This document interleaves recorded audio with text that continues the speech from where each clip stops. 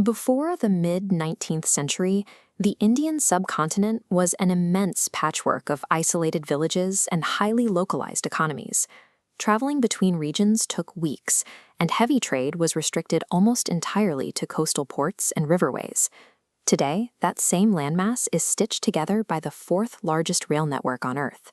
Every single year, 844 crore passengers, that's over 8.4 billion people, board an Indian train. The British Empire introduced industrial rail to the region in 1837, followed by passenger lines in 1853. But the goal was never to unite a fractured population. The tracks were laid specifically to quickly move troops inward to quell rebellions and to siphon raw materials outward to colonial ports.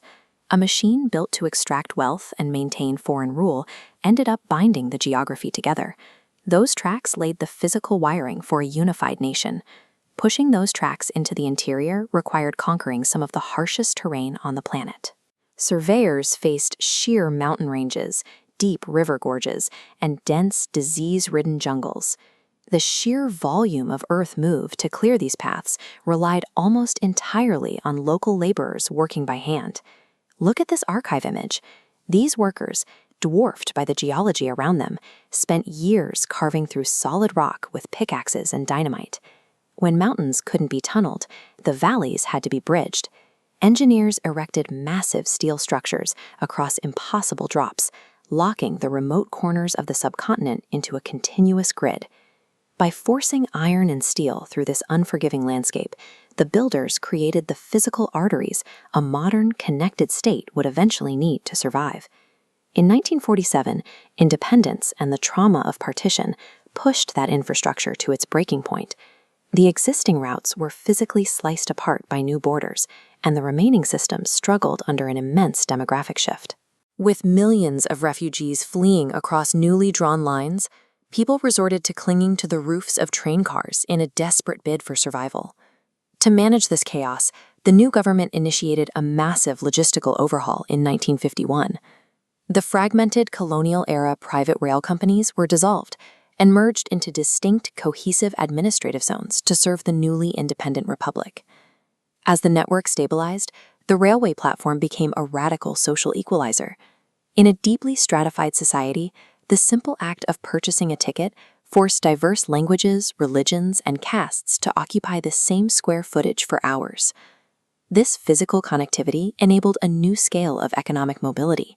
For the first time, a rural farmer could reach a booming urban market before his perishables spoiled, and a worker in a stagnant village could reach an industrial hub 2 states away for the price of a single ticket. The trains stopped serving as a one-way pipeline out of the country. Instead, they became a massive domestic circulatory system, pumping a daily flow of commuters and commerce between India's own cities. By the late 20th century, the focus shifted from maintaining the old system to aggressively upgrading. Outdated steam engines were systematically replaced by diesel, and ticketing moved from paper ledgers to a nationwide computerized network. Indian engineers also began executing complex megaprojects. The construction of the Konkan Railway punched a direct line down the rugged western coast, proving domestic capability to execute highly complex geographic feats. The system also expanded its aesthetic range. While commuter lines handled the daily rush, services like the Palace on Wheels introduced extreme luxury, packaging India's royal heritage for a global audience. These advancements proved that a newly independent nation could take a battered colonial remnant and engineer it into a uniquely Indian asset. Today, the Indian Railway operates on a scale so large that it functions as its own distinct ecosystem. It is one of the single largest consumers of electricity in the entire country. Instead of buying all that power from local state utilities at retail prices, the government created a specialized entity called the Railway Energy Management Company Limited, or REMCAL.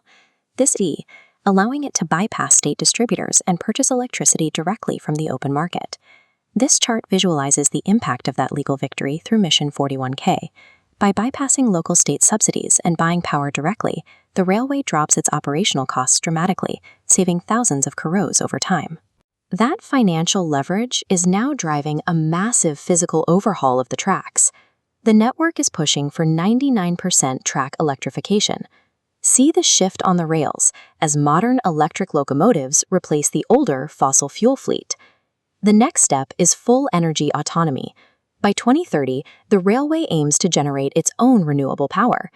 Millions of acres of idle railway land and station rooftops are being converted into sprawling solar arrays to feed directly into the train grid. The Indian railway system started as a foreign mechanism designed to extract resources. Over nearly 2 centuries, it has evolved into an autonomous engine of economic, social, and energetic freedom that actively drives the modern Indian state.